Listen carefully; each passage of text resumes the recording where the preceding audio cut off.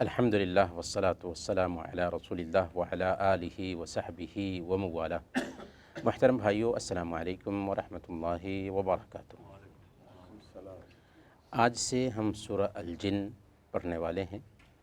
سورہ الجن مکی صورتوں میں سے ایک سورہ ہے، اور چونکہ اس سورہ میں جنوں کا ذکر کیا گیا ہے اور جنات اور انسان دونوں کے دونوں شریعت کے مخاطب ہیں، اور اس سورہ میں اللہ کے نبی صلی اللہ علیہ وسلم سے جنہوں نے قرآن سن کر کے اسلام قبول کیا تھا اور اپنی قوم میں داعی کی حیثیت سے لوٹ کر کے گئے تھے، وہ ساری چیزیں اس میں بیان کی گئی ہیں۔ اس قبیل سے اس سورہ کا نام سورہ الجن رکھا گیا ہے۔ چنانچہ اللہ تعالیٰ فرماتا ہے، اعوذ باللہ من الشیطان الرجیم، بسم اللہ الرحمن الرحیم، قل اوحی الی انہ استمع نفر من الجن فقالوا انا سمعنا قرآنا عجبا۔ اے محمد صلی اللہ علیہ وسلم، آپ کہہ دیجئے کہ مجھے وحی کی گئی ہے کہ جنوں کی ایک جماعت نے قرآن سنا اور کہا کہ ہم نے عجیب قرآن سنا ہے، ہم نے عجیب قرآن سنا ہے۔ اس آیت کریمہ کا سبب نزول کیا ہے؟ صحیح بخاری اور صحیح مسلم میں حضرت ابن عباس رضی اللہ تعالیٰ عنہ سے روایت ہے کہ اللہ کے نبی صلی اللہ علیہ وسلم اپنے صحابہ کے ساتھ عکاظ کے بازار کی طرف جا رہے تھے کہ اسی درمیان میں شیاطین اور آسمانی خبروں کے بیچ رکاوٹ ڈال دی گئی۔ انہوں نے آپس میں یہ طے کیا کہ ہو نہ ہو کوئی نبی آیا ہے جس کی وجہ سے ایسا ہو رہا ہے، چلو پتہ لگاؤ پورب اور پچھم کے بیچ کچھ ایسا پتہ چل سکے۔ چنانچہ جب یہ جنات اللہ کے نبی صلی اللہ علیہ وسلم سے ملتے ہیں اور آپ نخلا کے پاس تھے اور فجر کی نماز میں صحابہ کرام کی امامت کر رہے تھے، اور غالباً یہ وہی وقت ہے جس میں اللہ کے نبی صلی اللہ علیہ وسلم طائف کی زیارت کرتے ہیں اور طائف والے آپ پر پتھر برساتے ہیں، آپ کے ہاتھ پر اسلام قبول نہیں کرتے، آپ بے ہوش ہو کر کے گر جاتے ہیں، ہوش آتا ہے، فرشتہ بھی آ کر کے اجازت مانگتا ہے کہ اگر آپ حکم دے تو ان طائف والوں کو دو پہاڑوں کے بیچ پیس دیا جائے، لیکن آپ کہتے ہیں کہ نہیں، اللہ سے مجھے امید ہے کہ ایک وقت آئے گا کہ ان کی نسل اسلام قبول کرے گی، اور پھر وہاں سے چلتے ہیں یہاں تک کہ مقام نخلا میں جنوں کی یہ جماعت آتی ہے، آپ سے قرآن سنتی ہے اور وہ اسلام قبول کر لیتی ہے۔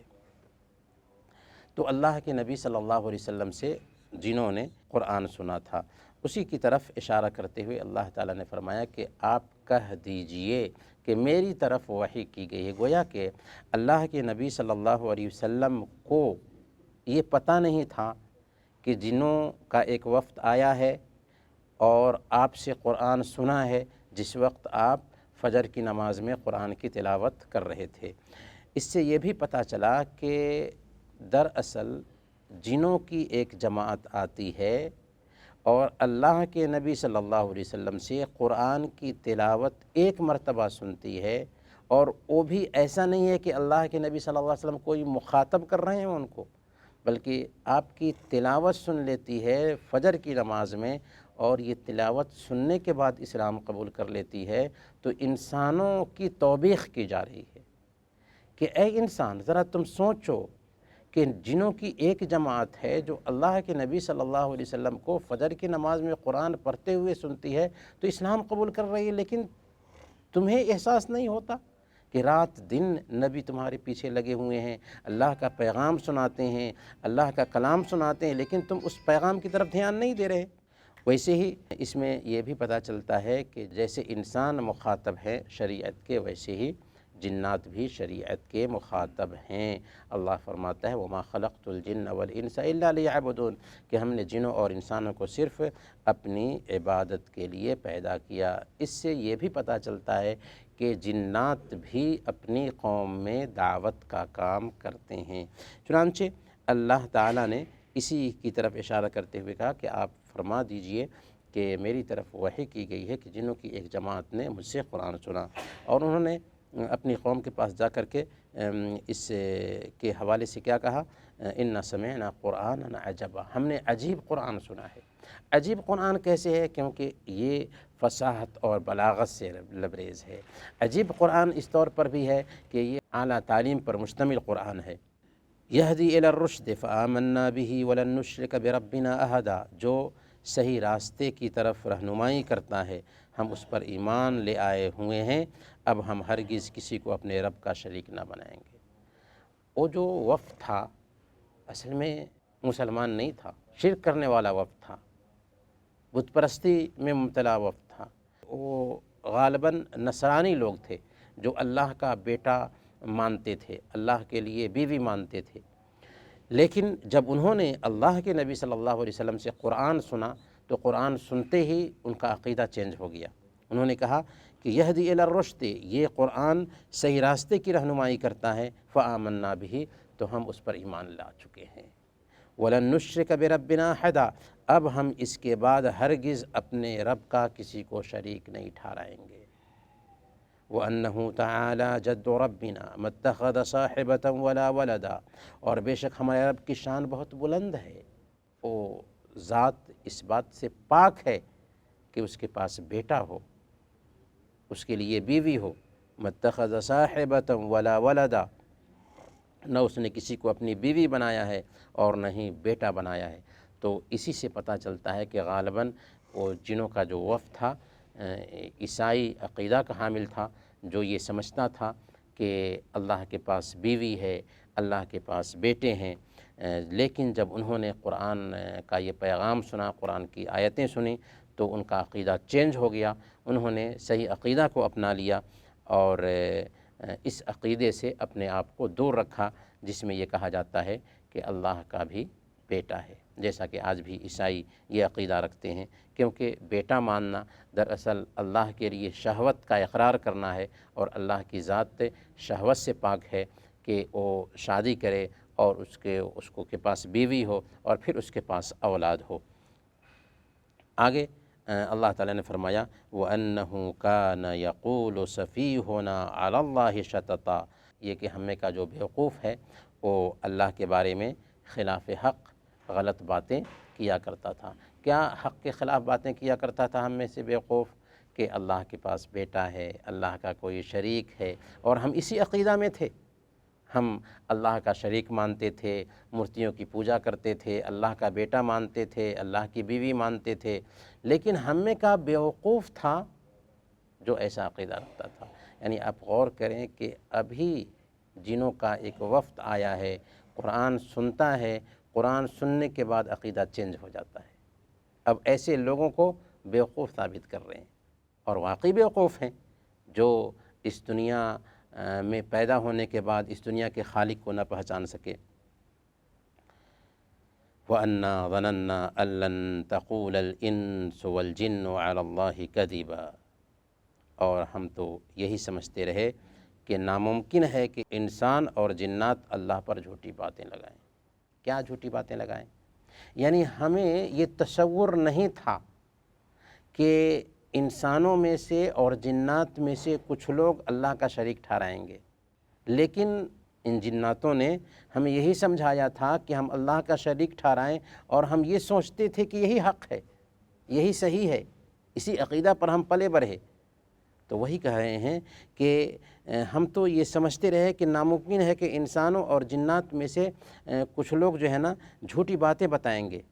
ان جھوٹی باتوں پر ہم اعتماد کرتے رہے اور اسی عقیدہ پر پلے بڑھے، لیکن ابھی سمجھ میں آیا ہے کہ یہ باتیں جھوٹ تھیں، اور جنہوں نے ہم سے جھوٹ بولا تھا، غلط باتیں بتائی تھیں۔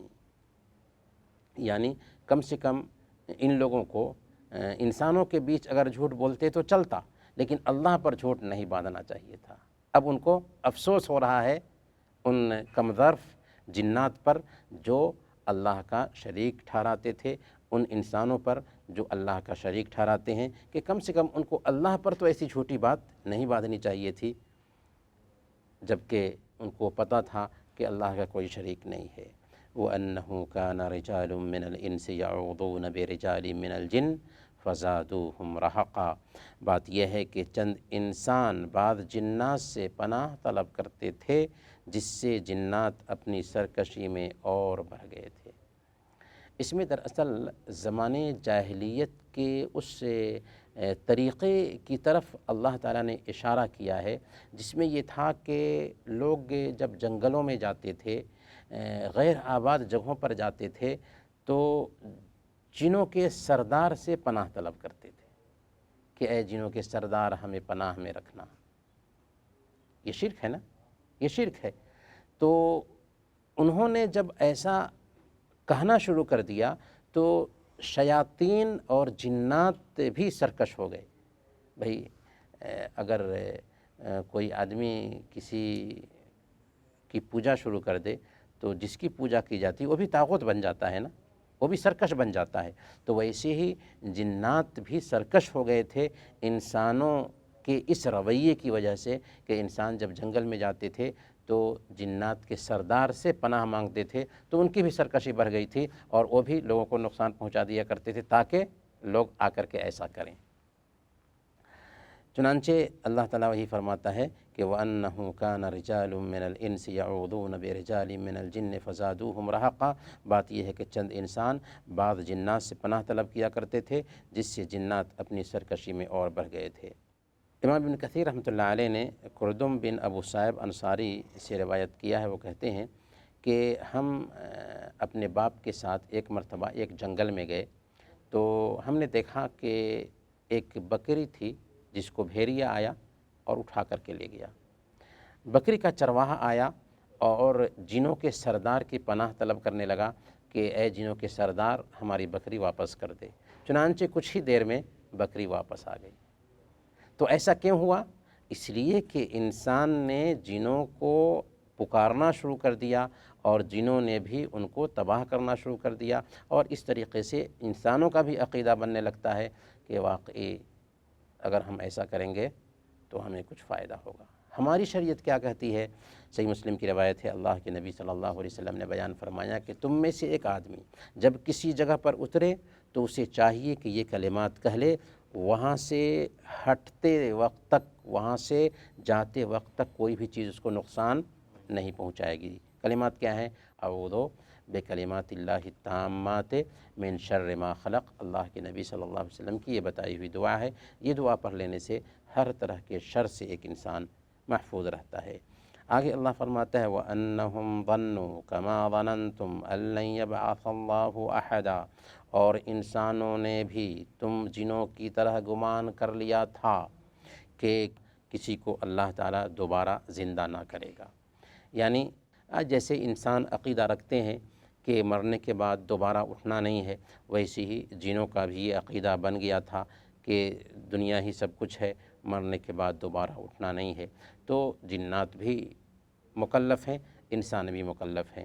جنات بھی انسانوں سے متاثر ہوتے ہیں، ان میں بھی برے لوگ بھی ہیں، ان میں اچھے لوگ بھی ہیں۔ لیکن ان آیات سے پتہ یہ چلتا ہے کہ جنوں کی ایک جماعت آج بھی شرک پر ہے، اور شرک پر اس لیے ہے کہ ان کو بہکایا جاتا ہے۔ اور بہکانے والے کون ہوتے ہیں؟ قوم کے لیڈران ہوتے ہیں جو لوگوں کو بہکاتے ہیں، اپنے پیسے کا دھونس جمع کر کے، اپنے عہدے کا دھونس جمع کر کے لوگوں کو بہکاتے ہیں، اور بڑی تعداد غلط راستے پر چل رہی ہوتی ہے۔